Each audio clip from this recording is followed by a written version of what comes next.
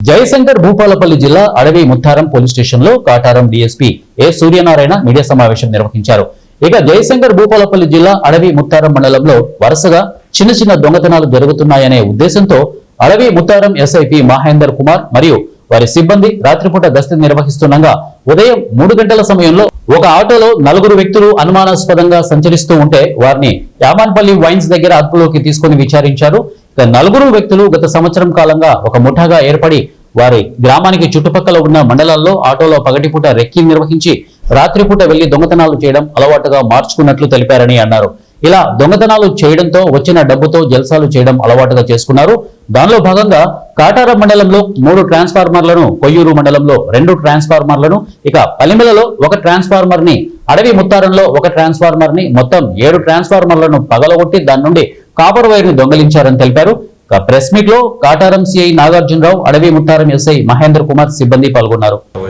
ప్రత్యేకంగా ఈ కేసులకు సంబంధించి ఛేదించాలనే ఉద్దేశంతో ఆదేశాలు ఇవ్వడం జరిగింది. దానికి సంబంధించి మన అడవి ముత్తారం ఎస్ఐ మహేందర్ గారికి మనం సూచనలు చేయడం జరిగింది.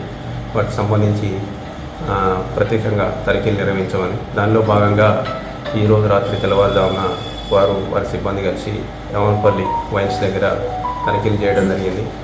అలా తనిఖీలు చేస్తున్న క్రమంలో భాగంగా ఒక ఆటో రోడ్డు పైన వెళ్ళటం, దాన్ని వీరు ఆపి విచారించడం జరిగింది. అందులో ఉన్నటువంటి 4 వ్యక్తుల్ని, ఆ 4 వ్యక్తుల్ని విచారించడంతో వారు ఏదైతే ఉందో దేవరంపల్లికి సంబంధించినటువంటి కాటారం పోలీస్ స్టేషన్కి సంబంధించి నివసిస్తున్నటువంటి వ్యక్తులు వీరందరూ కూడా వారు చిగురు సంతోష్, తర్వాత బుర్రకుంట ప్రకాష్, జైనేన్ రమేష్, తర్వాత షేక్ కుదరత్, వీరందరూ కూడా గత సంవత్సర కాలంగా వారి విచారణలో వారిని సపరేట్గా విచారించడం జరిగింది. వారి విచారణలో వీరు మన ఏదైతే గ్రామాల్లో సంచరించి రాత్రిపూట ఏదైతే ఐసోలేటెడ్గా ఉన్నటువంటి ఈ మన ట్రాన్స్ఫార్మర్లని గుర్తించడం, వాటిని రాత్రిపూట